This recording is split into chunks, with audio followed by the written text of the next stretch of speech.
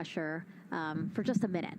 And if it does, then they will go ahead to pressurize the entire Orion spacecraft. And then that, again, is to make sure that the spacecraft is holding the right amount of pressure. And that one's a lot longer. It'll take them like 8 minutes. Like it takes time to pressurize it, then they have to hold pressure, and then it takes time to depressurize it. Right, and they want to measure the difference in pressures at the beginning and end of that and make sure that it holds the right amount of pressure so that when they get to the vacuum of space, obviously the capsule holds its pressure. Yep.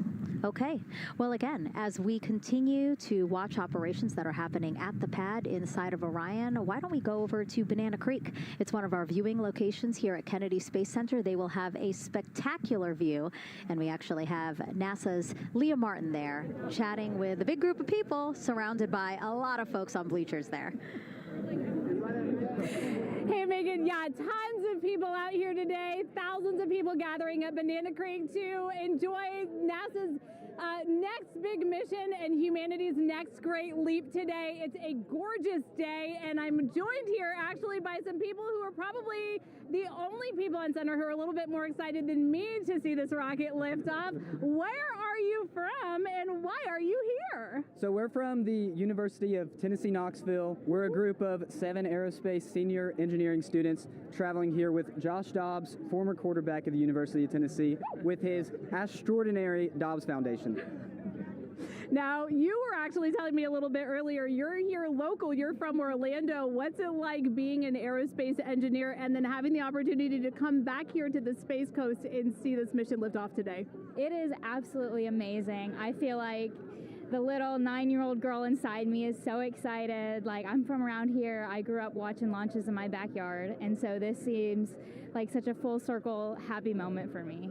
Now, you are an aerospace engineer looking hopefully to join the workforce in the future. How does it feel to be here and see firsthand what that work does? It's just so cool to see what I've been working for the last 4 years and then 12 years before that just actually be physically happening in front of me. It's something I never dreamed of as a kid.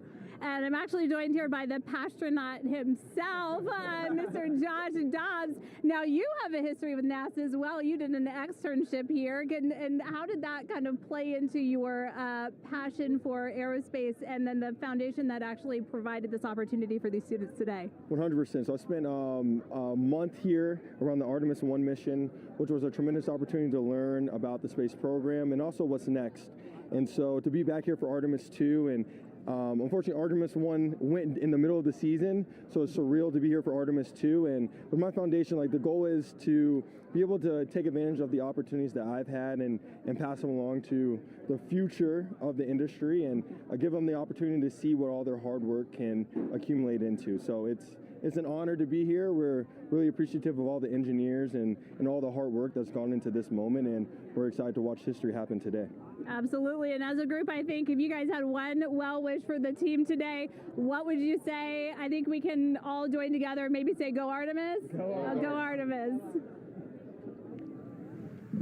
That was a fun interview, and again, just so neat to see all the people who are here. I mean, still hours before liftoff, not even hours before liftoff, but hours before a 2-hour launch window. So people just really committed to being here and seeing it in person. Yeah, you can see the Banana Creek is already buzzing. Yeah. There behind Leah. You could hear the chatter in the background. It's an exciting time. Yeah, you could tell that it's a lot louder than we noticed because we just have very good mics, but you know, she's obviously yelling over a huge crowd there. So super fun, super exciting. And yes, I hope that we all get to see liftoff here shortly.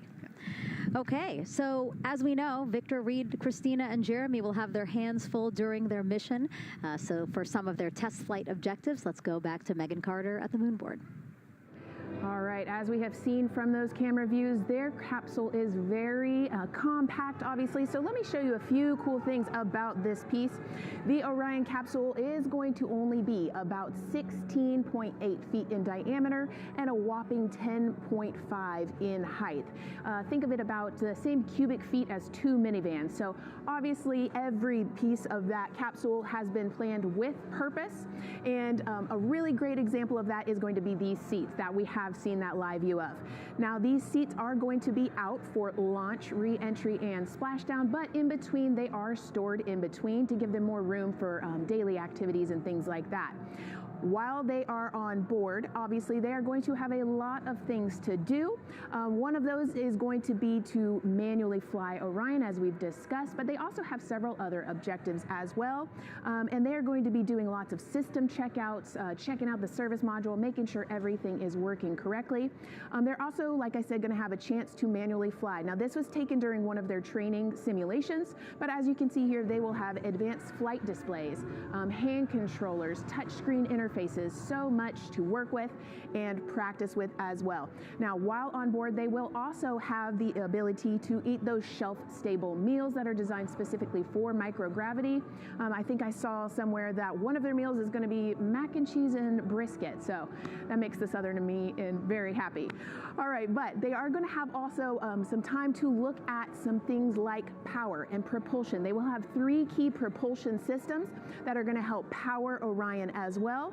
And speaking of power, I want to bring you back to the service module real quick because I wanted to point out these 4 solar panels. These are going to take about 18 minutes to unfold like giant wings, and they're going to stretch 62 feet from end to end, and these are going to help power the service module and in turn provide what the crew needs for their journey. So as you can see, spacecraft is built specifically for what we need and to guide them and get them home safely. All right, back over to you, Megan. Thank you so much, Megan. You know, it's taken thousands of people, many years to get to us to where we are today. Let's meet some of the people of Artemis who've made this flight test possible. I am the Artemis Launch Director. I'm the Orion Crew Survival System Manager. I'm the Artemis II Chief Training Officer. I'm the SLS Launch Integration and Mission Operations Lead. I am the Recovery Director. And I'm Boeing's Core Stage IPT Leader at Kennedy Space Center. And I am the Artemis II Entry Flight Director. And I'm the Closeout Crew Lead for Artemis II. Our job is to design the spacesuits that the crew will wear for the Artemis II mission. The team here at Johnson Space Center in the Orion Crew Survival Systems Lab does pretty much everything involved with processing the suits, designing the suits, qualifying the suits, testing them for the Orion mission. The role of the Chief Training Officer is to manage both the planning and the development of how we are going to train our astronauts and run our simulations for our flight control team for the mission, and then go implement that plan. Recovery team is responsible for 3 things. So recovery is what we call our nominal recovery situation, where we go recover the crew and the capsule at their designated landing site. Rescue is in case we do need to rescue the crew or they landed somewhere else that we did not plan. And then the retrieval is us getting the capsule if they did land somewhere where we did not expect them to. My job on SLS is to manage the operations architecture on the SLS program. One of the specific things that we do is support launch operations. It means a lot to be a part of this Artemis team, to show the next generation in seeing what may come. I am responsible for our core stage processing at Kennedy Space Center. My team is responsible for that core stage, and it's our responsibility to make sure that core stage is safe, built correctly, and there's going to be 4 of our astronauts, and it's going to get them to their ride around the moon. I've been a flight director for over 10 years now. I worked on the Artemis I mission, and after that mission completed, I was assigned as the entry flight director for Artemis II. I can't wait to see the hatch open after splashdown. That's when we know that our mission will be complete and the crew will have safely returned to the moon and back to Earth. Closeout Crew is responsible for getting the astronauts up to the white room, getting their helmets and gloves on, getting them into the vehicle safely, connecting all their umbilicals, making sure they're ready to go for launch, and then closing the crew module hatch. The reason we do this is to expand mankind's knowledge. If I can be a part of that, doing anything, I want to do that. The launch director role really is to step back and kind of take that big picture view of launch. How are we doing on any NCs? How are we doing on our timelines, our procedures? Artemis II is a beginning. It's going to inspire a new generation. It's going to uncover science. It's going to serve as a pathway to places that we have never been before. And to meet more people of Artemis, you can head to the link we're going to put up on your screen there. just, again, really nice to see all the faces that have put in the work, the time, the hours, the dedication to get us to today. Yeah, so many professionals that worked so hard on this mission. And what was really fun to see is, we interviewed Taylor Hose, closeout crew lead, as he said, and that's who we are now seeing inside of the White Room as they are getting ready to close out Orion and close one of two hatches. We have the side hatch of the crew module as well as the launch abort system hatch, correct? Yeah, the astronauts are in the capsule. They're ready to go, and now the White Room is very busy as they're getting ready to close both of those hatches. That's a great shot right there where you can see them. Almost looks like they're doing that hatch seal inspection that we talked about.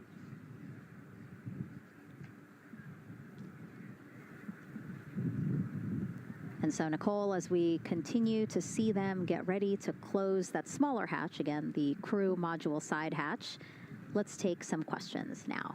Sounds good. A lot has changed since Apollo, and I have a few questions about what's next. What part of the moon are we exploring through Artemis, and what are some of the key points that NASA needs to consider when planning missions like this? Were you expecting to see Scarlett Johansson? I think that took you. Yeah, I mean, took you aback. We've talked about this, but everybody has an interest in this mission. It's humanity trying to explore and go back to the moon. And I love this question. What part of the moon are we going to? Eventually we want to get to the polar regions, the South Pole specifically. We think that there are volatiles there, so water ice, something that can be harnessed as a resource as we create the permanent base on the moon and then try to get onto Mars. But getting to the moon is a tricky mission. We're going further than we have in a long time, and on the International Space Station we're 250 miles from the Earth, and so we're pretty close. We resupply that spacecraft pretty often with cargo missions, but the further and further you get away from Earth, the more you have to think about the lack of cargo, the comm delay. There's a communication delay the further away you get, and so there are different and unique problems as we continue to explore further and further out into the solar system. And there is so much to learn about the moon, so it's no surprise that, yes, even though our goal is to have a moon base at the lunar South Pole, the lunar South Pole is not the main focus of this lunar flyby. So instead, the crew is going to be focused on observing the far side of the moon. So this is actually an animation of what teams expect the moon to look like if the crew launches today. So this is, of course, the side that faces the moon, and this is the far side of the moon, which when, again, the crew does their lunar flyby on flight day 6, we are expecting this will be their view. What an amazing view and an opportunity. Yeah, there's so much to learn from this particular mission, because obviously we're not landing with this mission, and so they actually potentially could see the South Pole and kind of scope out what our landing regions look like in the context of the entire moon. But also they're going to see parts of the lunar surface that have never been seen before by the human eye, and so they're going to take these detailed notes. They're going to record themselves talking about what they see. We do a ton of geology training as astronauts, especially this Artemis 2 crew. They did a ton of geology training working with scientists to learn how to pick out the unique portions that we want to go study. What is the context of the moon? What parts of the moon look interesting and look different? The impact craters that we talked about earlier. So really trying to take all the pictures, take all the observations, write down, talk about their observations, and record as much data as we possibly can for the researchers back here on Earth. Yeah, it's so important to, yes, we're all talking about what they hope to do during this 10-day mission, but you really do have to think about all the training that goes into this. I mean, you have 4 crew members who won't have the support the way that they've been having the support. I mean, they'll be talking through communications, but you know what I mean? It's just them and the moon, right? So they need to be fully aware and equipped with everything that they'll need to do to be able to accomplish the objectives that we hope to accomplish during this mission. Right, and their specific flyby around the moon, the lighting will be different and the path will be different depending on when we launch. If we launch today, it would be different from tomorrow. And so, they actually had to learn the geography of the moon so that they can orient themselves when they're on the backside of the moon, because they're not going to have communication. They're just going to have a, I think, 45+ minute comm blackout while they're on the far side of the moon. And so they themselves have to know what things look like on the moon, how to orient themselves, and how to get the data that we're looking for. Yeah, really ambitious mission. Excited to be here at the start of it. All right, so another check of the clock, 2 hours, 57 minutes, and counting to the opening of our 2-hour launch window for Artemis 2. This pivotal test flight comes 250 years after America began its journey as a nation. As we celebrate that milestone, a special live performance now of our national anthem by singer Ann Wilson.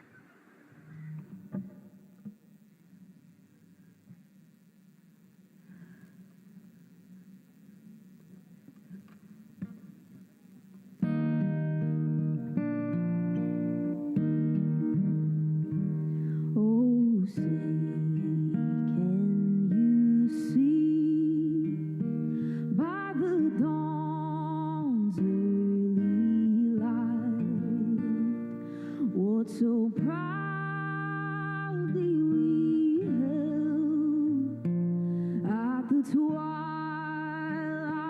last gleaming, whose broad stripes and bright stars through the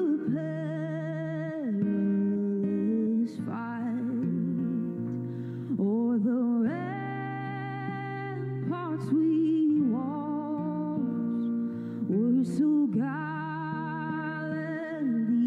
streaming, and the rocket's red glare, the bombs bursting in air, gave proof through the night that our flag was still there. Say, does that star-spangled banner yet wave o'er the land of the free and the home of the brave?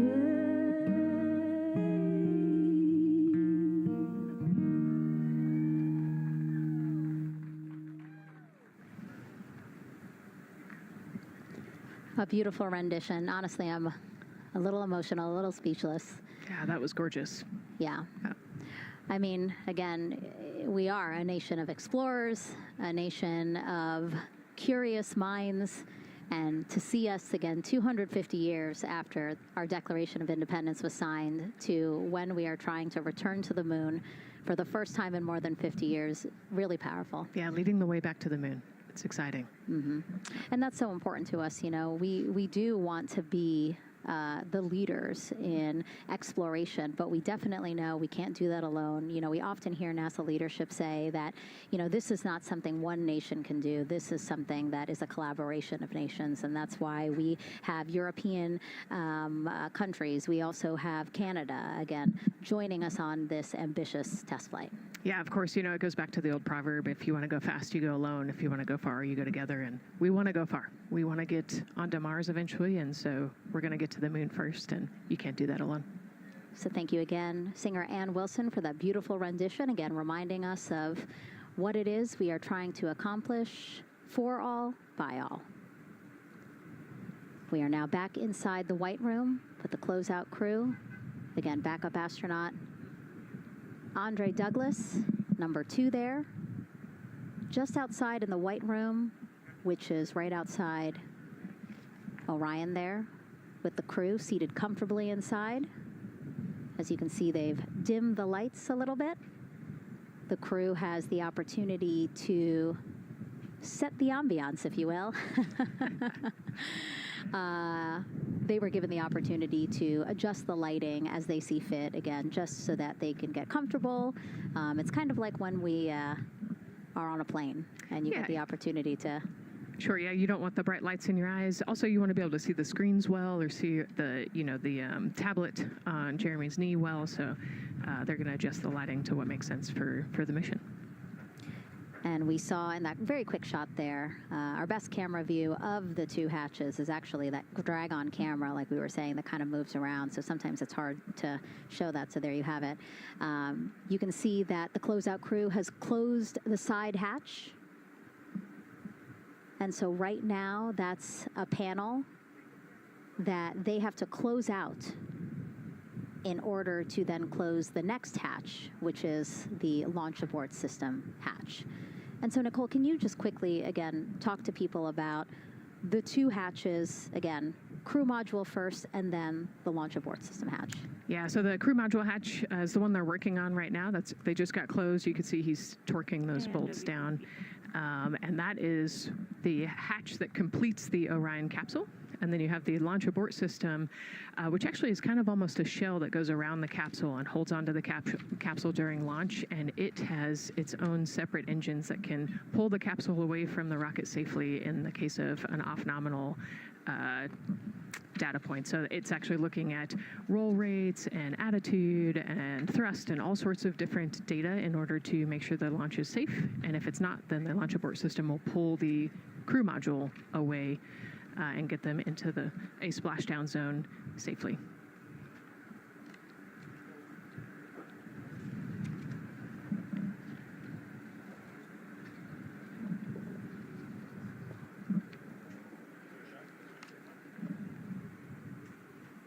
And as we wait for the crew to complete closing that side hatch of the crew module, let's head over back to Banana Creek, where we have Leah Martin standing by with the person who designed this mission's zero gravity indicator, named RISE. It was second grader Lucas Yee from California. Hey, Leah. Hey, Megan. Yes, of the many special guests we have with us today, I think one of our most exciting guests is Lucas, who's joining us, like you said, all the way from California. He and his family actually worked this as a group project to design the zero gravity indicator. Lucas, can you tell us a little bit about your design? Yeah. So you named him RISE. Can you tell me why you picked that name? It was very remote, representing the Artemis 2 launch and Earthrise. And yeah, that's pretty much it. So were you really excited to find out that you won the competition and that your zero gravity indicator would be going to space? Yeah. So how does it feel? We're actually just across the river right now from Artemis. We can see it from where we're standing. How does it feel to know that design you created is actually currently on that rocket just a couple hours away from going to space? Really, really, really, really, really, really, really surprised and very happy. And very happy. Now, Mom, you were telling me on the way over here that it was kind of hitting you what was happening. Tell me a little bit about that. It's definitely very surreal to be here in person. It's definitely very surreal to be here in person. That Commander Weissman said that it's for all and by all. That we couldn't have said it better. We're just very grateful to be here. Super, super excited. And we're so excited to have you here too. Now, Oliver, this is your first launch too. Is that right? Yeah, that's right. And how does it feel to be here just a little bit away from watching the first group of astronauts in your lifetime on their way to the moon? It feels like very, very happy and surprised. So if you had one word of encouragement or something to say to the crew who's sitting on that rocket right now, what would you say?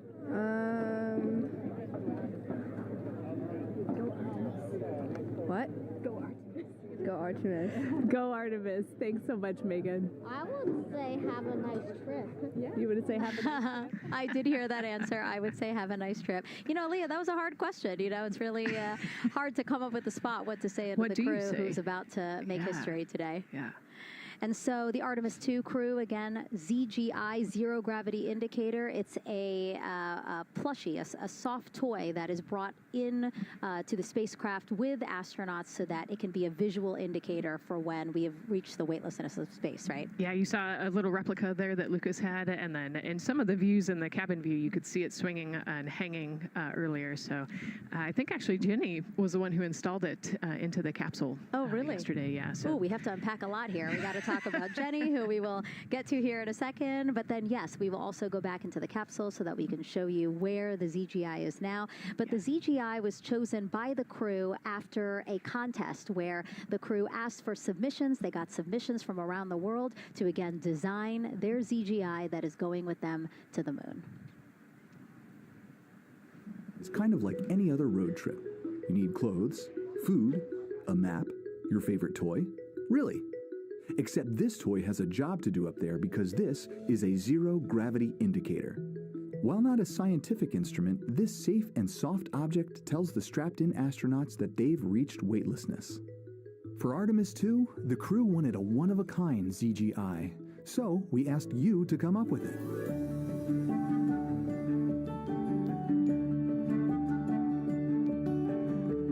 Thanks everyone for sending in your entries from around the world. Over 2,600 of you submitted. And we loved seeing all of your contributions. It was a really difficult decision because each design had a unique quality that stood out to our crew.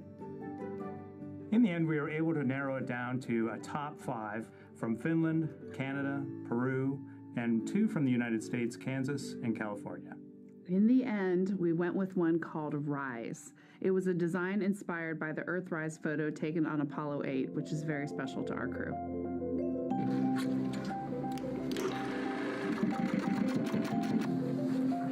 With the winner chosen, next came the task of bringing it to life here in the Thermal Blanket Lab at NASA's Goddard Space Flight Center. This lab specializes in custom materials to protect sensitive spacecraft equipment and is perfect for creating a ZGI that meets the rigorous safety standards of NASA. Because you have to be concerned with whether the thread's going to outgas or if it will hold up, if it's flame retardant. This is the Rise ZGI doll. All I have left to do is to close the opening here and hand sew the hat on, make sure its stuffing is stuffed in there, and we have our pocket here for the SD card. And on that tiny SD card will be millions of names submitted to virtually join the crew aboard Orion. Got Rise. Not the real one, obviously, but this is a replica. I mean, so clever for Lucas and his family to design. Yeah, I love that he replicated the famous picture that we all love of Earthrise, and then I love that the bill represents the space in between the moon and Earth. It's just such a cute and wonderful way to represent this mission. Yeah, and again, Earthrise, very important to this crew. It harkens back to the picture that was taken by the Apollo 8 crew where they saw Earthrise, and so very appropriate since, again, now here we are going to see Earthrise again with this mission. Yep. So yeah, so this is little Rise here. And then you heard in that video that there is an SD card that is zipped inside with the real ZGI with the crew. So get this, more than 5 million people submitted their names as part of NASA's Send Your Name to Space campaign. And actually, Christina said that her niece and nephew's names are inside that SD card. How cool is that? Her nieces and nephews are going to go with her. Yeah. Love this. Love that people are engaging in such a cool way. And actually, if we take a look back inside of Orion, we can actually see the actual ZGI inside with the crew. As we said, the purpose of a zero gravity indicator is to show when we've reached the weightlessness of space. Now, I know that it's probably dark in there because, as we said, the crew decided to just dim it a little bit for them. But here again, as we see, Reed on your left, Victor on your right. Below Victor, or next to Victor, again, because they're on their back, it's a little weird. It's a little hard to explain their orientation. But between basically Victor and Christina is where Jenny Gibbons has placed the zero gravity indicator. And Jenny, who, again, Nicole just brought up, Jenny is one of the backup crew members. So we mentioned how Andre is the backup crew member for the NASA astronauts. Jenny is the backup crew member for Jeremy. Yeah, Jenny's one of our Canadian astronauts, and yeah, so she's been also helping with preparations for today and helping get the White Room ready, get the capsule ready, and she's actually going to be a Capcom for Artemis 2 as well. Yeah, she's from Calgary, Alberta, completed astronaut training in 2020, mechanical engineer, combustion scientist, and actually before becoming an astronaut, she was an assistant professor. So again, another very well-accomplished person on the team. And I know the Artemis 2 crew has really enjoyed working alongside both Andre and Jenny. Yeah, actually, Jenny was our EBQ mentor when I went through our ASCANner initial training, so she helped us with all of our spacewalk training, which was kind of cool as well. Okay, and there we have Andre again, number 2, with the rest of the closeout crew team there. why don't we get another check with Daryl and see how the launch countdown is going.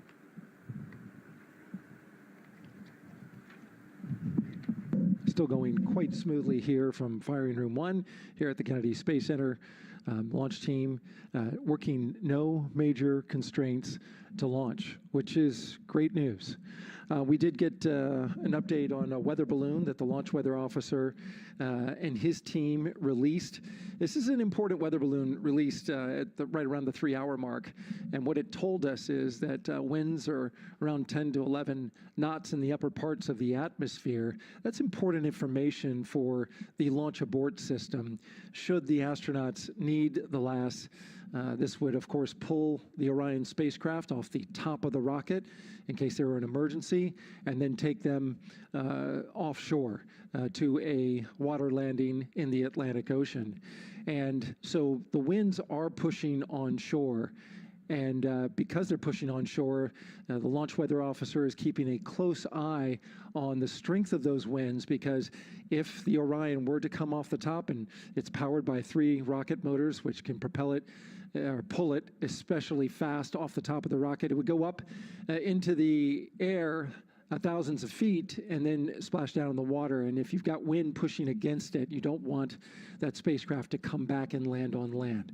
So they're watching that very closely because of the onshore flow. That onshore flow is also what's giving us a little weather action down to the south of us along what's called the beach line, 528. I got a whole lot of people out there getting ready to watch the Artemis 2 historic launch. Well, they just got a good soaking. Line of rain showers, I should say, passed through that area and soaked the place. Certainly rain is a possibility, spotty showers from time to time, but overall the launch weather officer tells us that we are trending towards getting that stuff to all push to the west the closer we get to our launch window. A reminder, that window is from 6:24 p.m. to 8:24 p.m. Eastern Time. We don't have a specific T0 at this moment. There's a lot that needs to be calculated before we get there. We also need to get through the rest of the countdown on time. As of right now, we are right on time. The launch countdown is going exactly as planned. That's not something that we saw certainly in Artemis 1. There was a lot of flexing in the timeline during those 3 launch attempts back in 2022. But so far today, on our first launch attempt, we're really enjoying some really solid countdown work, some solid operations by the launch team so far. And to quote our friend Lucas, who created Earthrise, we all really like that. We'll send it back to the host desk. Thanks so much, Daryl. Yes, we really like that. And we really like Rise and Lucas. So thank you for that. That was really cute. Okay, so again, here we are in the big box here. We have our full view of the rocket, looking glorious on there with, again, some clouds, but still weather is good for launch today. And then we have the closeout team continuing to do work in the White Room. We got confirmation that they have successfully completed pressurizing the counterbalance pressurization. Basically, as Daryl explained it before, the side hatch for the crew module is very heavy. So in order to open it, there needs to be pressure applied to it, and that's what we just completed, right? Right, that's exactly it. So the CBA, that counterbalance assembly that we're talking about, has to be pressurized. It's a pneumatic system to help. So in the case of an egress, Christina's the one that has to open that hatch. So once she gets it unlatched and unlocked, then that pneumatic system will help move the hatch. It weighs a lot, and so the average human cannot open that hatch by themselves. And so that's why we want to make sure that the system is pressurized, that it's not going to leak, and that it is ready to go in case they need to open the hatch. So that is complete, and now what is happening are the seal leak checks. So that is in progress. Again, 2 seals go through the entirety of the hatch, and we will take the seals to pressure, hold it for about a minute, and just make sure that it is holding pressure. Again, we want to make sure that the crew has a safe, pressurized environment in any sort of situation while they're in Orion. Yep, that's right. So we're going to take a look at it. We're going to take a look at the starting pressure, and then after a certain amount of time, we'll take a look at the ending pressure, and then there are certain tolerances that we will accept for flight. 2 hours, 37 minutes and counting from the opening of our 2-hour launch window today at 6:24 p.m. Eastern Time. After liftoff, it takes less than 10 minutes to reach Earth's orbit. Let's learn more about today's ascent profile with Gary in Mission Control. Hey, Megan. We are monitoring here in Mission Control Houston. Flight controllers are looking at data from integrity in the Space Launch System during the countdown. We're looking at some of the events happening in the White Room now and just making sure that all criteria is met to commit to launch and ascent today. It's the team you see in this room that would be looking after ascent, which is a very dynamic phase of flight. And after solid rocket booster ignition of the Space Launch System, it's this team that takes over control of the mission. There are voices you'll hear upon ascent, calls being relayed between Stan Love, the Capcom you see here in this shot in Mission Control Houston, that's the voice from this room, and the Artemis 2 crew on a communications channel aptly named Orion to Earth. Here are the calls you may hear during this part of the mission.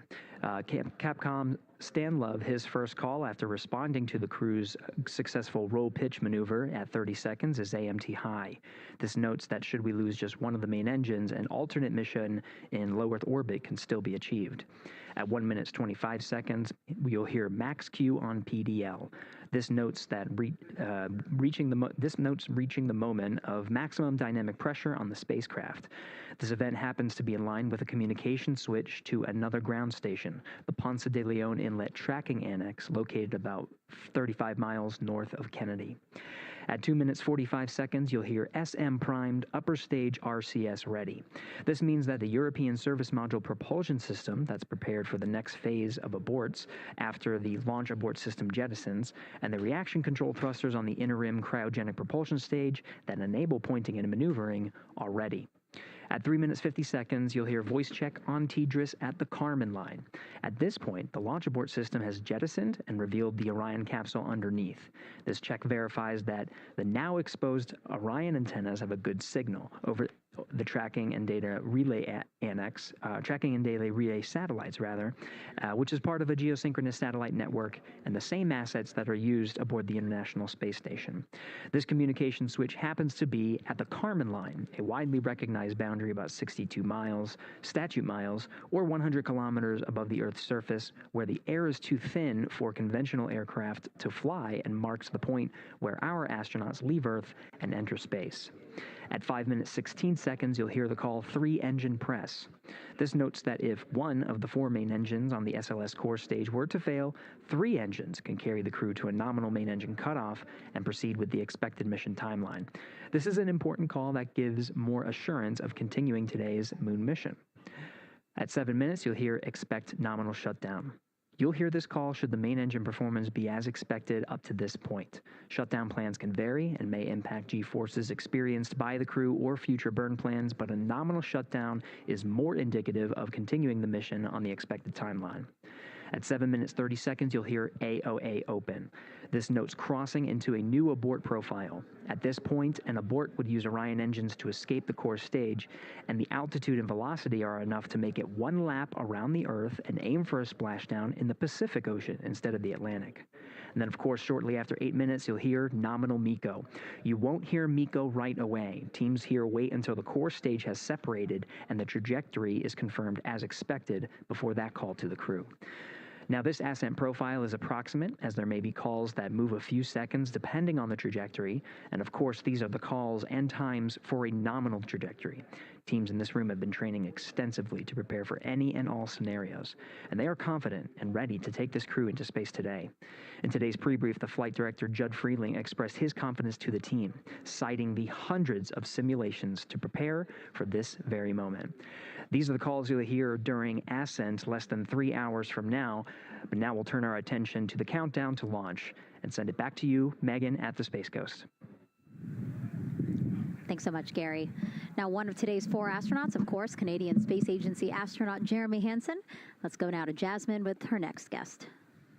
Thanks so much, Megan. Yeah, we're joining you live now from the Operations Support Building here at Kennedy, where crowds are starting to gather, and we're honored to have Lisa Campbell of the Canadian Space Agency joining us. Lisa, Jeremy Hansen is about to make history as the first Canadian to venture to the moon. What does that milestone mean for your agency? Thanks so much, Jasmine. It's wonderful to be here. It's such a special moment, both for our astronaut colleague Jeremy Hansen, but also for Canada. We're here because of decades of public investment in space robotics, in space collaboration, and so for our country, we're very proud. He's so ready. He's been waiting for this his whole life, preparing, training, and he's a wonderful example of Canada. Yeah, and that's a perfect way to capture Jeremy. He really has been prepping for this his whole life. This will be his first space flight. So what has it been like watching him become part of this Artemis 2 crew? Well, as I mentioned to you, I've known Jeremy since 2020, and he's a colonel, a fighter pilot, a father, and he really is a very dedicated, passionate human being. So both for him to realize this goal of being an astronaut and flying, he also is hopeful that witnessing that will raise awareness about the value of a space program, of the benefits here on Earth, of exploring the universe and our place in it. Wow, that's beautifully said. And really, this international collaboration has been going on for quite some time now. We've worked together in low Earth orbit and now going into deep space together. So why is it so important that we have these international partnerships? It makes us stronger. We can go faster and further together. Canada is one of the original signatories of the Artemis Accords, and Canada and the United States have been partnered for more than 60 years in space. Wow, that is phenomenal, Lisa. And this really is a team effort in many ways. We also have Jenny Gibbons. Yes. She'll be listening in on Capcom. What is her role going to be like? So Dr. Jenny Gibbons has been training all along as the Canadian backup with the Prime crew. Last night, she was in the Orion capsule checking out all of the communications, making sure all of the systems test out and work perfectly. And then she will be among the first lunar Capcom, helping the astronauts navigate during their mission. Wow, Lisa, that is so exciting. Any final words for the nation of Canada before today's mission? Just, we are so proud, so excited, and we can't wait to welcome Jeremy home. Oh, fantastic. Lisa Campbell, thank you so much for being here today. Thank you, Jasmine. Of course. And with that, let's get back to NASA's Megan Cruz.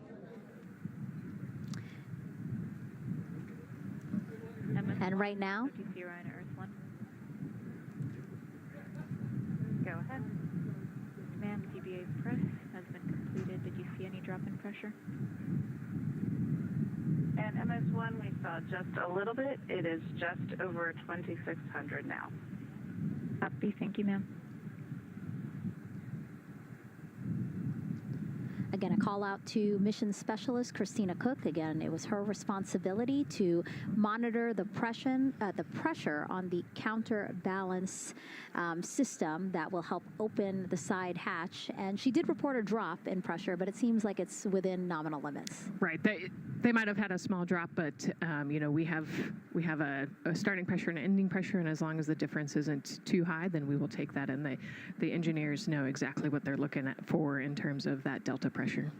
And so again, that milestone on the checklist of things that have to happen before they launch today, that is complete.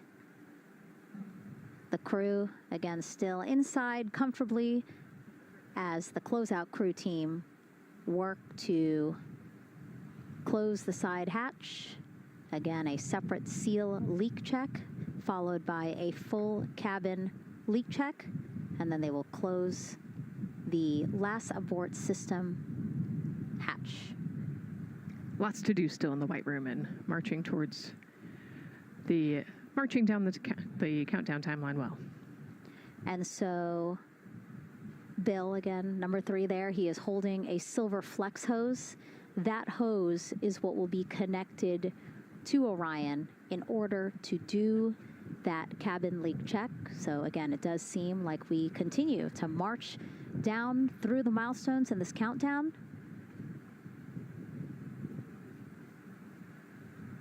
Hopefully lifting off today within our 2-hour launch window that opens at 6:24 p.m.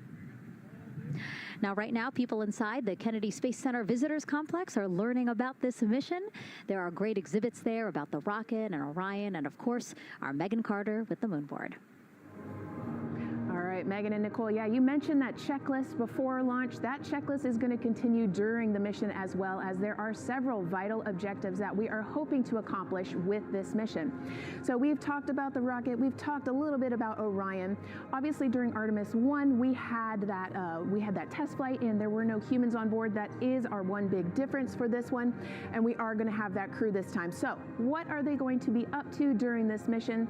Let me tell you just a little bit. Now, for Artemis 1, like I mentioned, we were really focused on the SLS, making sure it had the power and capabilities that we needed. We were also checking out the Orion spacecraft in deep space environments, making sure that it was good to go. Now, for Artemis 2, we are going to be taking the testing for Orion to the next level by adding that human component. So those test objectives are going to start even before launch. Like you mentioned, they are out there making their way through that checklist. But these objectives are going to start now, and that includes safety. So one really great example of safety is going to be something called the egress baskets. They're out there in the spacecraft, obviously, and should a situation happen to come up, they are going to have something called the egress baskets they can get in, and those are going to zip line them essentially down to the ground within seconds to safety. Another great example of those safety procedures are going to be the LAS, or the Launch Abort System that I mentioned earlier. Just a reminder, that's the one that can pull the crew and capsule away from any danger within a few minutes of into the launch. Now, those are just a couple quick examples, but our recovery teams have been training extensively, quite a lot, to make sure that they are ready and prepared for any challenging situation that could possibly arise. All right. Several other objectives that we are going to be looking at are also going to be communication checkouts. That is going to be vital. I know we talked a little bit earlier about all the maneuvering that they're going to be able to do, but we want to make sure that they have full communication ability from space to ground so that we can fully support them here. We are also going to be checking out those life support systems. Obviously, we've talked a lot about the service module and what it is going to do for the crew, but we want to make sure that those life support systems are fully functioning, obviously, before we send them farther into deep space. That's going to be critical for them.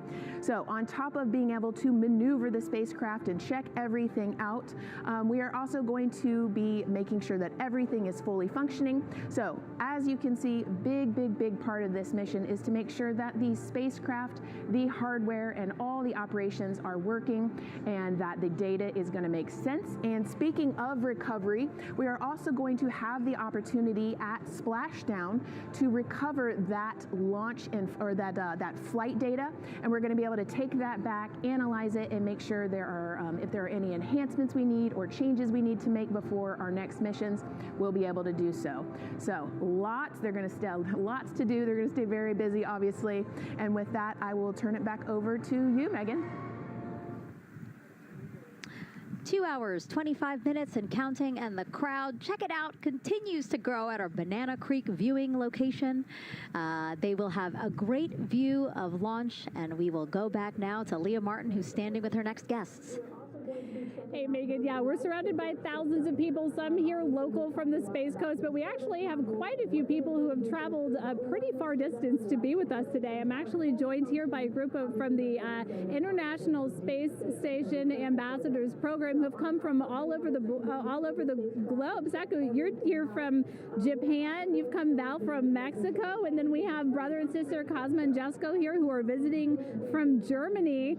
You actually told me that you participated in the NASA Rover Challenge in Huntsville. How was that experience, and how is it kind of participating there in Alabama and then being here today?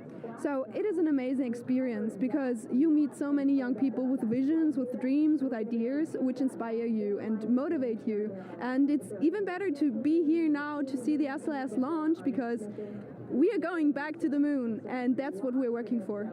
Absolutely. And, you know, the Artemis missions, we talked a lot about the Artemis Accords and this being an international effort. You were actually telling me, Saku, that you're interested in becoming an astronaut with JAXA, pursuing your PhD to be able to do that. Tell me a little bit about that. Yes, actually, I applied for the Japanese Aerospace Agency, the astronaut selection like 2 years ago, and then I didn't make it all the way, but I'm still working on it, and hopefully I can be at the launch pad sometime, and then I hope to go back to the moon and Mars, and yeah, I'm working on it.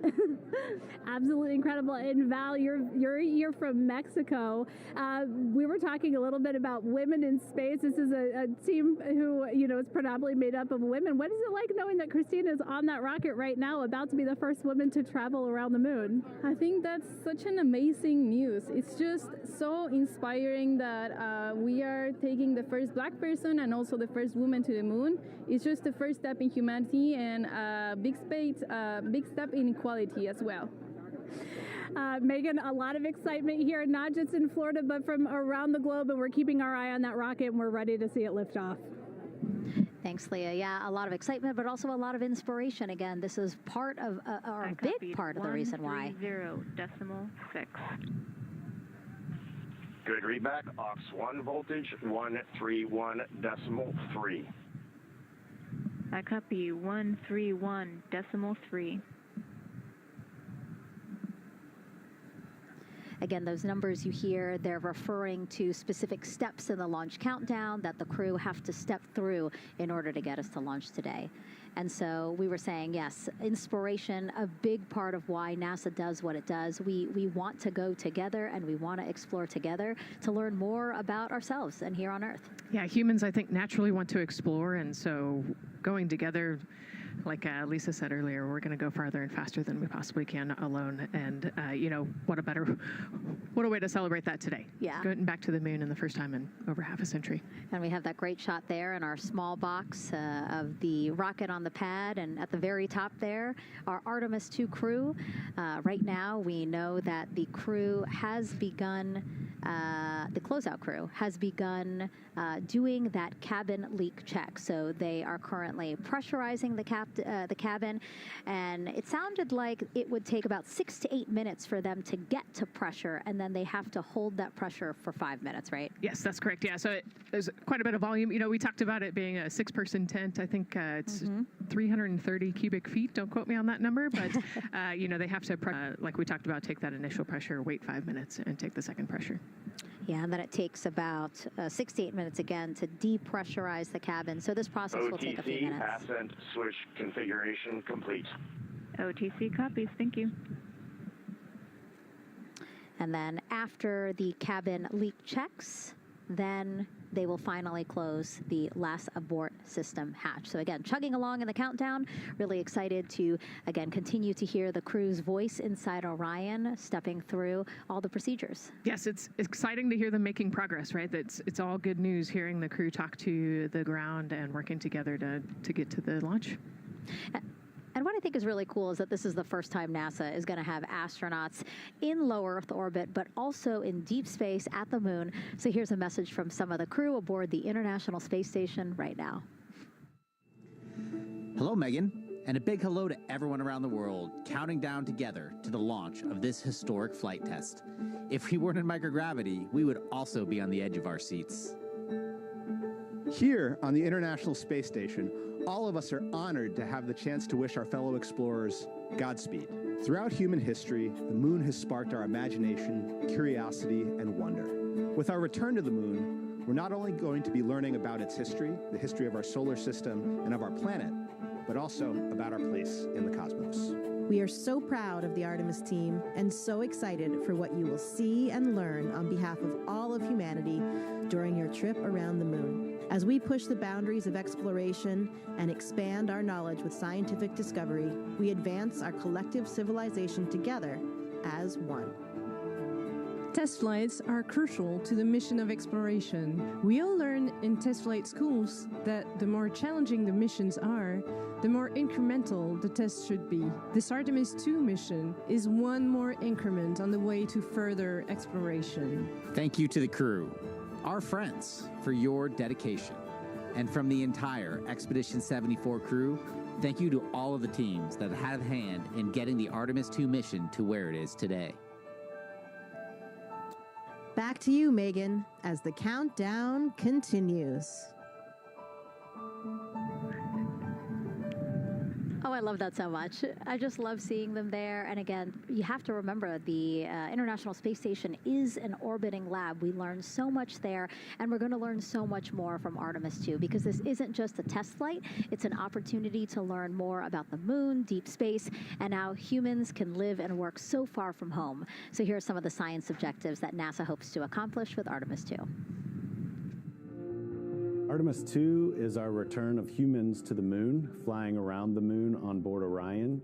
But along with that, we're doing a lot of great science. One of the exciting things about the Artemis missions to the moon is that science is actually a fundamental pillar of why we explore, why we're going, what we're doing in Artemis. I think it's incredibly exciting that not only are we testing the vehicle, but we're testing science on board. Science where the astronauts are conducting experiments, science riding along with the astronauts. We have astronauts looking outside the window and really observing the lunar surface. It will help us understand the deep space environment. It will help us understand how that environment affects our astronauts, our systems, and life in general.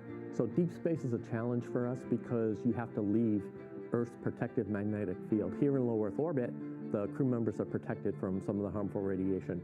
Going to the moon, they'll no longer be protected, so they'll have a higher radiation exposure. Much like Artemis 1, we have so many radiation sensors and detectors that are inside the capsule so that we can fully understand and appreciate the radiation environment for protecting our astronauts. In my hand here, I'm holding a tissue chip model. This is the exact design that's going to be flying alongside the astronauts. We'll be collecting samples from each of the crew members, and we can make these organ chips out of the astronauts themselves. So every crew member will have their own avatar on board, and then upon return, we can evaluate that deep space radiation environment and what that compares to the astronaut themselves. Not only are they going to help change the course of medicine for the astronauts, but revolutionizing that on Earth as well. We're looking at sleep, we're looking at team dynamics, we're looking at how you interact with the environment. We're also looking at the immune system, so what are the biomarkers? We're using saliva as a method to study hormones and different things in your body that may change during a mission like this. And then finally, how do we function after microgravity, being close to the moon, then returning to Earth. Which will ultimately help us achieve our goal of getting humans to Mars. And then on top of that, we have an opportunity to look at the moon from deep space on the far side for the first time in over 50 years. Having human eyeballs and brains back around the moon is going to unlock a new generation of lunar science discovery. The human eyeball is capable of taking in so much data in just a split second. They'll be able to tackle impact history, volcanic history. They'll be able to look at how the albedo, or kind of the shade and hue of the moon and the color of the moon, can tell us something about how that terrain evolved over time. We're integrating science in ways that have never been integrated into human exploration before. We have a front room mission control flight controller position called the science officer. We have a brand new science back room where it's basically our brain trust of lunar scientists and geologists supporting the crews of the future. And Artemis 2 will allow us to really test how this works so that future missions are really set up for success. We'll also be deploying some CubeSats. They're small shoebox-sized spacecraft of their own. They're each provided by another country, one of our partners. As they conduct their research, they'll complement what we are doing at the moon with Orion. It is so incredibly exciting to be a part of this mission. It has been, really one of the privileges of a lifetime. I can see the work I'm doing benefit crew members right now and benefit the crew members in the future. So it's incredibly exciting and it's very rewarding. As this rocket launches humanity off of the Earth, we'll be setting the stage through our science to prepare humanity to leave Earth and explore the solar system. And what we learn during this and future Artemis missions to the moon will eventually get us to Mars. Here's Jasmine Hopkins again, now with Nikki Fox, Associate Administrator of NASA's Science Mission Directorate. Thanks so much, Megan. Yes, we're back on the balcony now, joined by Dr. Nikki Fox. Nikki, in this nearly 10-day mission, we are covering a lot of science from CubeSats to tissue chips. What are you most looking forward to learning? Oh my goodness. I think for me, the most exciting thing is actually being able to interact with the crew while they are flying, doing this historic journey on the far side of the moon. They are going to be seeing pieces of the moon that no human eyes have seen before, which is really spectacular. It's going to be an interesting trajectory. Some of it is in darkness. Then at the terminator, so in darkness, they'll be able to look for like impact flashes and things when micrometeorites pummel that poor moon. And then at the terminator, they can see shadows and interesting things, which kind of gives you depth perception. And then, of course, in the sunlit, picking out everyone's favorite craters. Also, if we launch today or tomorrow, they will see a total solar eclipse from the Orion capsule. How cool is that? That is very cool. We are thrilled for this Artemis 2 crew to be able to see the moon in a way that we've never seen before. What is so unique about that far side? Why are we going there? I mean, honestly, it's just, it is unique. It's very different to the near side of the moon. The actual sort of terrain, the morphology, it's very, very different. And so it will be very exciting to see that as we're going past that.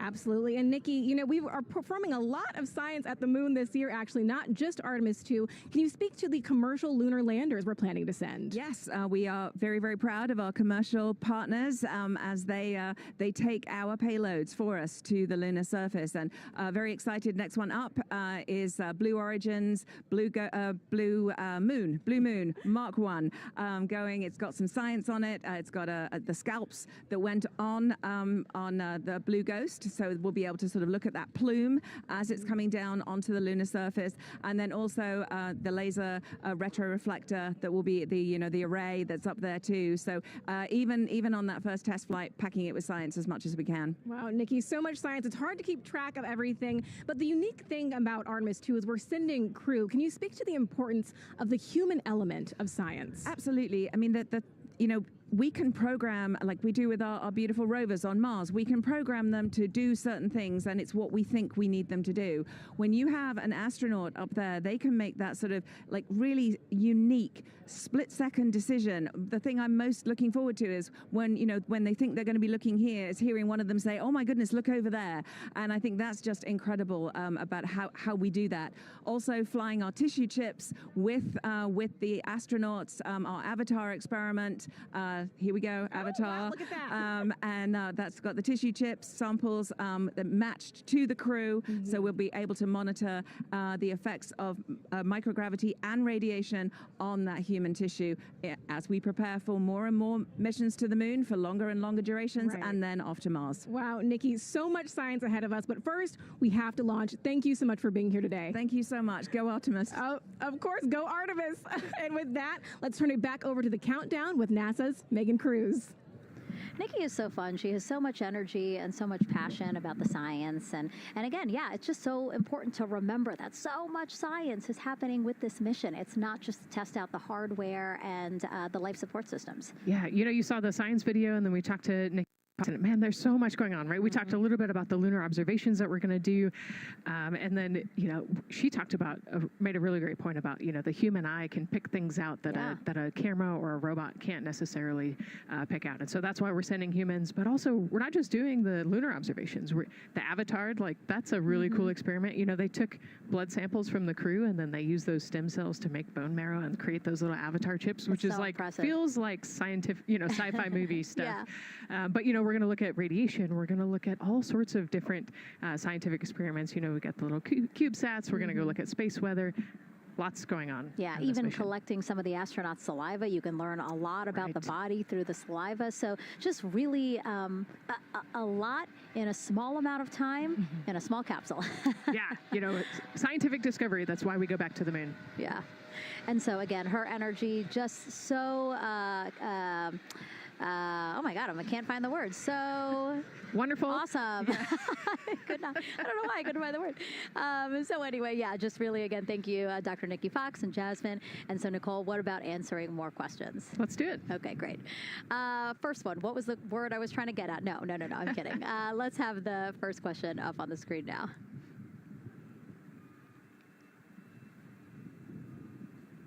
I know we got them. I see him being asked. And CDR O2 Sierra and Earth 1. Go. For your awareness, scrubber cycling is about to be restarted.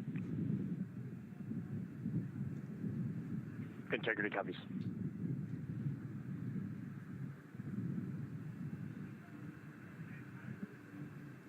All right, let's try that again. Can we get the next social question, please? What are the G-forces experienced by the Artemis astronauts during launch and reentry? Ooh, you know, these are actually pretty similar to, you know, a Dragon launch or a shuttle launch. You know, we have to accelerate to get out of the Earth's atmosphere, and then, you know, we talked about the secondary burns that they will do to get away from Earth. But, you know, for me personally, it kind of felt like we got slingshotted off the Earth is how I like to describe it. So, you know, you get set back in your seat and the G forces are into your chest. CDR OTC, you're on Earth 1. Go ahead. And leak check complete. The cabin is going to be vented to flight pressure momentarily. Integrity copies. That's fantastic news. Yeah. Again, so the spacecraft is holding pressure as expected, and so now they will depressurize it, which will take about 6 to 8 minutes. Exciting. Yes. Yeah. Go ahead, Nicole. Like we talked about, continuing to march towards the launch. Yeah, so the G-forces are into your chest, and it's kind of a slow build, and you can get all the way up to 4.5 Gs into the chest during the launch, and often they have to back off on the thrust a little bit so that you don't get too high in the G-forces, and especially as we go through kind of max Q or that max aerodynamic force, so as they get through the thicker parts of the atmosphere. And then very similar G-forces on the way home, so slow, steady build up to about 4.5 Gs as the rocket actually decelerates. You know, you heard in one of the packages, when they come back, they're going to be going 7 miles a second. Gosh, that's and incredible. so you have to slow down somehow, and to do that, you have to actually, you know, when you brake in a car, you feel those G-forces, and so for the astronauts, it'll just be, again, into the chest based on the orientation. Great. Thank you so much for that answer, Nicole, and for that question. We're going to continue to try to take as many as possible. Again, you know how to send them to us at NASA Artemis. But now we again have another question for you, for our audience. We want to know, what part of Artemis 2 are you most excited for? Liftoff, Earth views from Orion, lunar flyby, or splashdown? Tell us again on NASA's Instagram or Twitch accounts, and we'll share your answers a little later in the broadcast. That's a tough one. I don't know what my answer would be. I know. I don't know either. I'm excited for it all, but that's a cop-out. All right, now let's head back over to Banana Creek. Again, the crowds there, really excited. People coming from all over the country, from around the world. Why don't we get another check with Leah Martin to see who she's caught up with now? Well, Megan, we were a little while ago talking to some students from around the globe. Today, we're actually talking to some local students who are from right here, locally, Merritt Island in Titusville.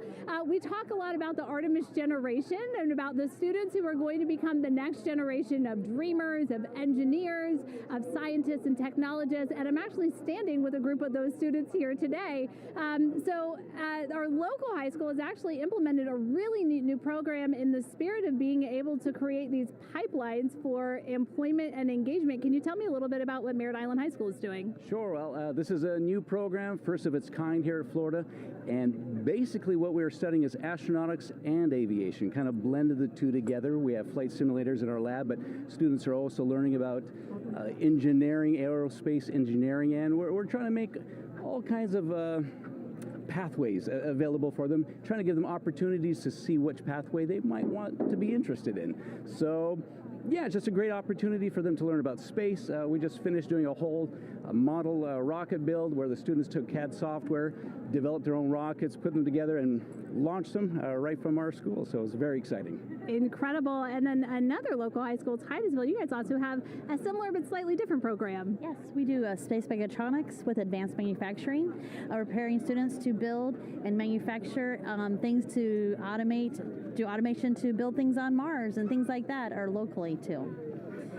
Now, you told me that you're actually trying to figure out a little bit what you want to do when you're done your freshman in high school. What things are you learning in your class here that are really kind of tweaking your interest in the aeronautics field?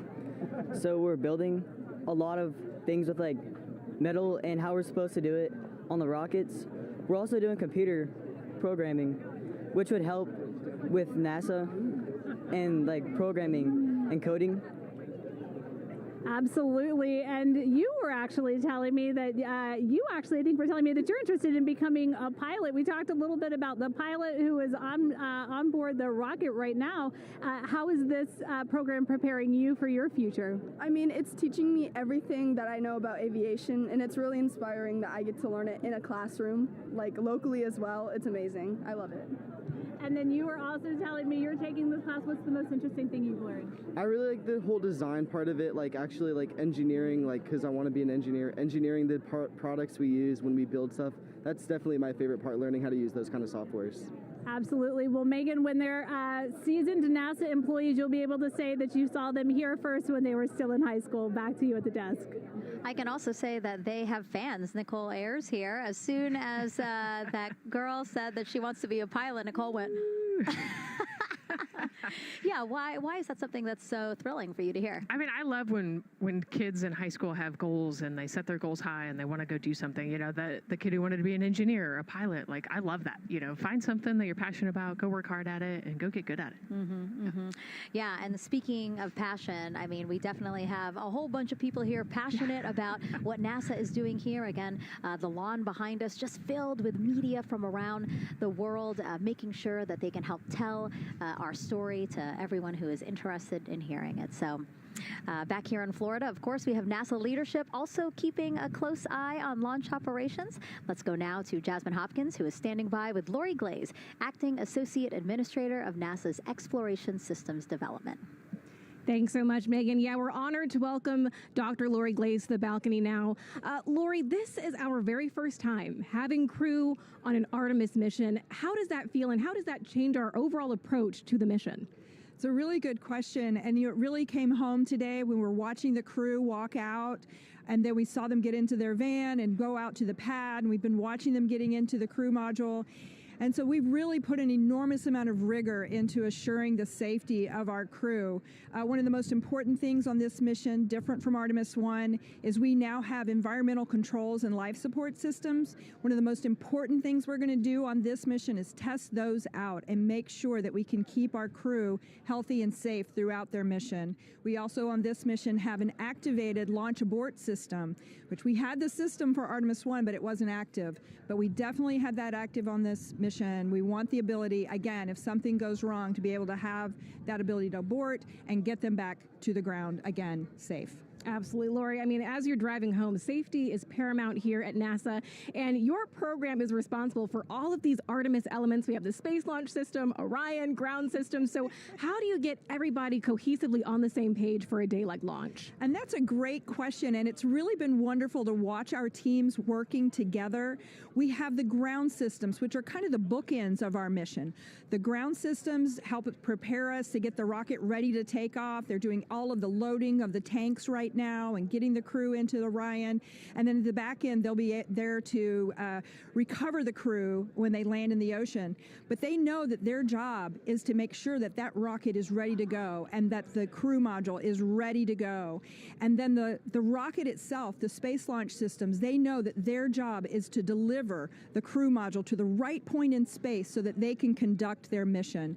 And then again, they have to make sure that everything is ready, that they set them on the trajectory that is going to bring them around the moon and set them up to land in the right place in the Pacific Ocean. And that's their job, and they know how important that is. And they have to work closely with Orion, which again, they also have to work with all the other teams to make sure that everything's working together. And then on top of that, our flight operations teams, all the people on the ground, they're all working together. They know this mission doesn't work unless every single part of the mission works. Right. Lori, there are so many things that have to work together today. We can't wait to see what happens next. Thank you so much for being here. It's my pleasure. Thank you. Of course. And with that, let's take it back to the countdown with NASA's Megan Cruz. Yeah, and speaking of the countdown, 1 hour, 59 minutes and counting until the opening of our 2-hour launch window at 6:24 p.m. Eastern Time. This is a shot of Jetty Park. It's a nearby popular viewing location of rocket launches, and it is so great to see how many people are here. I mean, this is a Wednesday. Like, people had to take time off of school and off of work, but it's something that they felt like they wanted to do, to be here. Yeah, you know, I think just based on the chatter on the airplane ride yesterday, half of my my airplane ride. Oh, no here way, was, really? They were coming to see the launch. You know, everybody's excited and traveling from all over the world to come see this launch. And it really is a great day. We had some sprinkles here in the crowd, but for the most part, I mean, it's just a beautiful day to witness history. It is, yeah, you know, a little bit of sprinkles, but for the most part, the clouds are staying away, and you can see the blue sky behind us, so hoping for good weather in a couple hours. Absolutely. And so Dr. Lori Glaze mentioned what we learned from the Artemis II mission helps pave the way to sustained human presence on the lunar surface. So what are the objectives of this mission to eventually accomplish that? Let's check in with Gary in Mission Control for more. Thank you, Megan. Yes, the Ascent teams are here in Mission Control Houston, working through their steps to prepare for a go for launch. Right up here on the front board, we're watching the teams in the White Room work through their checklist and closing the hatch as we verify ours, working as one NASA team. What Dr. Glaze said about working across the teams throughout the nation is true. It takes one NASA team to bring everything together and accomplish the mission objectives. The Artemis II is designed as the first crewed test flight of NASA's Artemis campaign, sending astronauts into lunar space to validate systems, operations, and human performance ahead of a more complex lunar landing missions. NASA has identified an extensive list of mission and flight test objectives that serve as a checklist to verify the capabilities needed to land humans on the moon. For the Artemis II mission, there are 5 overarching priorities that cover the mission and flight test objectives. First is, of course, the crew.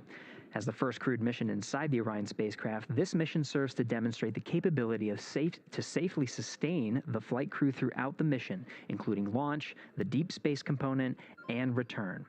Number 2 is systems. This mission brings it all together to validate the performance of all ground and flight systems needed for a long-term lunar campaign, from launch infrastructure to spacecraft operations in deep space. Third is hardware and data. We'll be gathering performance data as much as possible over the Deep Space Network, but we also aim to retrieve onboard data and hardware after splashdown to gather additional insight and improve future Artemis missions. Fourth is emergency operations. The crew and flight control team will be testing emergency systems such as abort procedures, rescue operations, and contingency responses. During the flight, astronauts will rehearse a number of these procedures to ensure that in the event of a real emergency, the planned procedures and operations are sound. And finally, there's subsystem validation. Engineers will be verifying subsystems across the board to ensure reliability across life support, propulsion, avionics, and navigation systems aboard the Orion spacecraft. Human spaceflight is a complicated endeavor that requires precision and competence across all disciplines. You may hear the phrase, human spaceflight is the greatest team sport, a few times in today's coverage, and it's absolutely true. Not only does it need mastery of specific components, but the integration extends across thousands of people and facilities around the world to come together and make it all work. A lot of the work from many people has led to this moment, a rocket at the pad with humans on board, ready to put everything we worked for to the test. I'm certainly excited about it. The teams here in this room are looking forward to supporting the mission, and I hope those watching are as excited as we are. We are following the countdown here in Mission Control Houston. Everything continues to look good, now inside 2 hours from the beginning of the launch window. With that, I will send it back over to you, Megan and Nicole.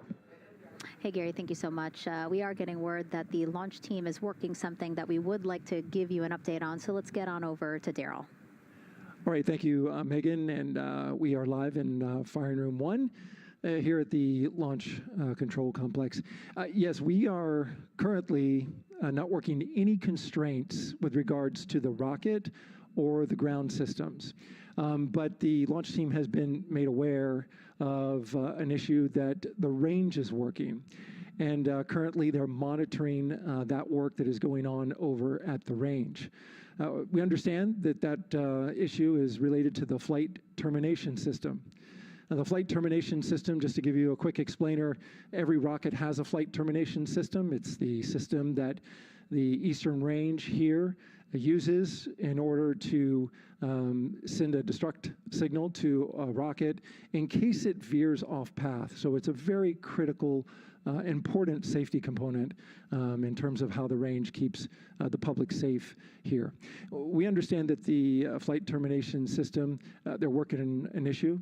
And so as they continue to work that issue, they've asked for some assistance from the launch team to help verify some of the work that they're doing on their FTS system.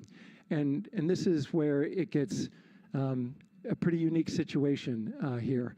The assistance they've asked for is to verify what's going on with their system. They want to check it to see that the work they're doing is okay. And in order to do that, the FTS console operator inside the firing room has been asked to help them verify it. And the way that they're going to do that, and the solution that he proposed to check and verify the system with the launch director, and she gave the approval, is to go get a piece of heritage equipment from inside the VAB that was used during the space shuttle program. And this equipment is able to receive commands by the range through the flight termination system. And so with this piece of equipment, this console operator who works FTS was granted permission to go go over to the VAB next door and get this equipment that he's very much aware of and used during the space shuttle era. And so that is in work right now. The bottom line of all this is, at this moment, the range is no-go. But that is not stopping us from moving forward in the countdown. We can continue to process and work the countdown. The closeout crew will continue to do their work, and the launch team will continue to do their work as well. But we'll keep you updated on what happens in regards to, as far as my understanding goes, a pretty unique situation here with trying to bring resolution and kind of help out the situation that we're seeing at the range right now. And that's the latest here from the firing room. I'll send it back to Megan and Nicole out the host desk. Thank you, Daryl. Yes, very unique, but I think it speaks to the ingenuity of this team, right? To say, hey, we have this equipment at the VAB. Why don't we leverage it to try to solve this issue and work it? Yeah, what a great example of human creativity, right? We know this thing exists. Let's go solve this problem. Mm-hmm. We have time, like Daryl said, we're going to continue to march down the countdown. So we'll continue to get the rocket and the crew ready, but we still have that 2-hour window. So in the meantime, let's try to figure out what's happening with the range and happening with the range. And speaking of the range, what is the range for people who might not watch rocket launches with us often? Sure, yeah. So anytime that you launch a rocket, you have to clear the airspace, right, in the launch corridor. So where the rocket's flight path is going to go, you have to make sure that that whole airspace is clear. And so we actually have assets, the Space Force helps us out with this one, but, we want to make sure that there aren't airplanes in the way and there aren't other, maritime assets in the way or things like that. So that there's a whole group of people. We talked about, actually, Gary said it great, right? It's a huge team sport, and so there's a whole group here on the ground that is monitoring that launch corridor to make sure it's clear and ready to go. And so if they're having issues, then we definitely can't launch this rocket. We don't want to launch blind into a corridor that we can't see. Yeah, because as Daryl said, I mean, it is very important, the flight termination system, needing to activate it in case of an emergency. So yes, something that we will closely be monitoring throughout the countdown, and hopefully, again, won't be an issue, that they can fix this issue by going to the heritage hardware that's in the vehicle assembly building. Right, what a great idea. Okay, so again, under 2 hours from the opening of our 2-hour launch window, 6:24 p.m. Eastern Time. The crew, as you can see there, inside of Orion, relaxing, getting updates from the team, but also just getting in the right headspace for hopefully launch today. Let's learn a little more about each of them now. The moon, to me, it's the thing that connects me together with all the other humans in my life. I remember being a little kid lying in bed at night and just looking out at the moon in whatever phase it was in, and I was thinking, man, My friends that live like 20 miles away, they can probably look out and see that same exact moon. And then when I was in the Navy and I would look out at the moon and I'd be halfway around the planet and I would think, man, my brother can see that moon where he is and he's halfway around the planet from where I am. To me, it's a connection of life on Earth. We can all look up and see that moon, and it's always changing. The moon is never the same 2 days in a row. I love that. My name is Reed Wiseman. I'm the commander of NASA's Artemis II mission around the moon. I grew up in a little town just north of Baltimore, Maryland, about 20 miles north of the city. There was a National Guard base nearby my house, and there were A-10 aircraft that would fly over every now and then. I just would look up at them and be like, man, I want to be up there. I want to go do that. And then my brother went to the Naval Academy, and I would go every year and watch the Blue Angels fly during commencement, and that just started to grow and grow and grow. For a while, I wanted to join the Air Force, and then I realized Navy flies as well, and they fly from ships in the middle of the ocean, and that was it. Like, done deal for me. That is exactly what I wanted to do for my career. Flying is freedom to me, especially when you're in a jet aircraft coming off of an aircraft carrier in the middle of the Pacific Ocean. Nearest land is over 1,500 miles away. So when you come off of that aircraft carrier, you are truly just alone with yourself out there. It is a magical experience to be out there all by yourself in an aircraft over the Pacific. Just it's free. I think anybody who accomplishes something that they set their mind out to, there's no one thing that does it for them. It's a combination of everything. I mean, the way my parents raised me, the way my brother and I, the way our relationship developed over time, my friends, being in the marching band, going to college, setting my own course, learning how to live on my own, being mentored along the way, being, kept on the path to success, but being given the freedom to, make excursions and fail every now and then and regroup and carry on. I think all those things come together in the end to get you where you are. I've had to overcome, I'm a human being. I've had to overcome a lot of fears. I'm pretty scared of heights. I joked about that on the International Space Station, but it turns out I'm only scared like at the edge of a building. When you're up on the International Space Station, even though you're 250 miles up, I never had that feeling of falling or that I was, at risk up there. I just kind of loved the feeling of floating and looking down at Earth. There have been challenges all throughout my life. By far, the biggest challenge was losing my wife in 2020 to cancer and now raising two daughters who are grown up now, but that's been the biggest challenge by far I've ever had to face. It is not easy being an only parent, trying to work a full-time job, and raising two kids is something that I think about every single day. I'm very proud of the work I've done. I haven't always done it well, but I've always shown up and tried as hard as I possibly can. I do wonder what it's going to be like when we are really far from Earth and can see it. The sensation of being so far away from everything that you know. I had that sensation on the space station the first time I got to sit in the cupola for a really long time. So I can only imagine what that's going to be like from 200,000 plus miles away. My name is Victor Glover, and I'm the pilot for NASA's Artemis II mission around the moon. When I was in 4th grade, I was 10 years old, and that's when the Challenger accident happened. And it helped me understand how the general public felt about the astronaut corps. Right? Like, these are the people that we want to be. And that just gave me an easy thing to strive. That just gave me an easy thing to strive toward. The biggest fear that I've had to overcome in my life is doubting myself. Going to college when no one in my family had gone to college was a huge risk. I had more confidence in my athletic ability than in my academic abilities. I could play football with those college students that I saw on TV, but my classmates that I saw in the lab and around the University Union, I didn't know if I had what they had. I think addressing that self-doubt was a part of, swinging for the fence and trying to go get an engineering degree, not just go to college, but get an engineering degree and then go do something challenging and technical like flying. Apollo is known for sending humans to the moon.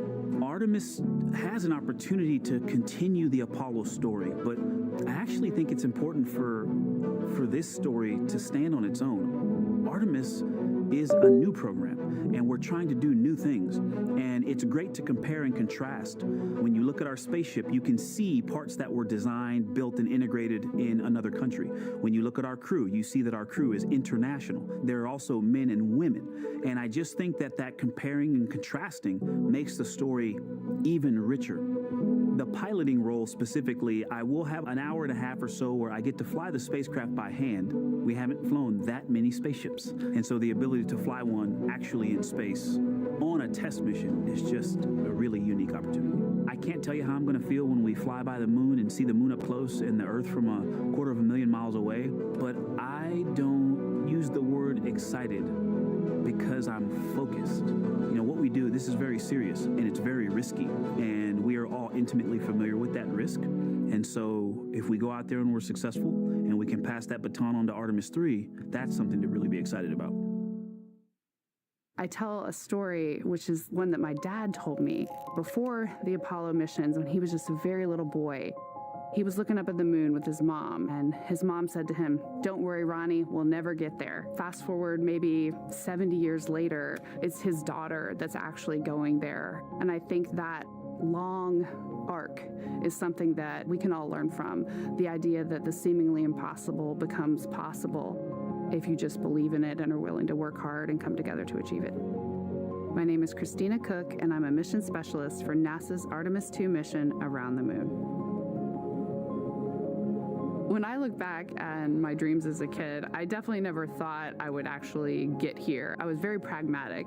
Even though I'm a dreamer, I knew that the odds were way against me again, so I might as well do something I'm loving in the meantime. I definitely loved science and math in school and, did pretty well in those things, but I also loved being active. I was always outside. I loved things that made me feel small. I loved looking at the night sky, oftentimes between the pine tree branches, or I loved the ocean. North Carolina also has mountains, and when we go there, I just loved the vastness of all of those things. I loved how they made me feel and what they made me think about, and the vastness of the universe and how much out there was to learn. I'm drawn to exploring. I'm drawn to challenges that involve both mental and physical, and I'd much rather be solving problems wearing a whole lot of equipment and in a harsh environment, and that's just something I've carried with me ever since I was a kid.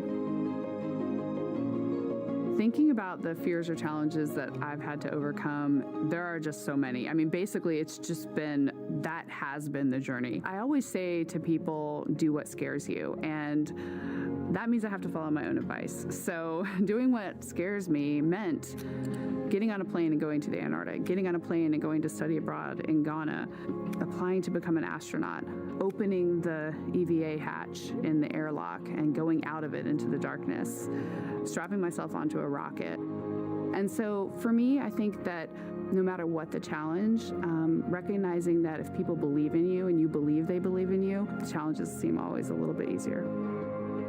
To me, the moon, it represents history. It is a witness plate. Everything that's ever happened to the moon is still written on the moon. Every single person has looked at the moon their entire lives.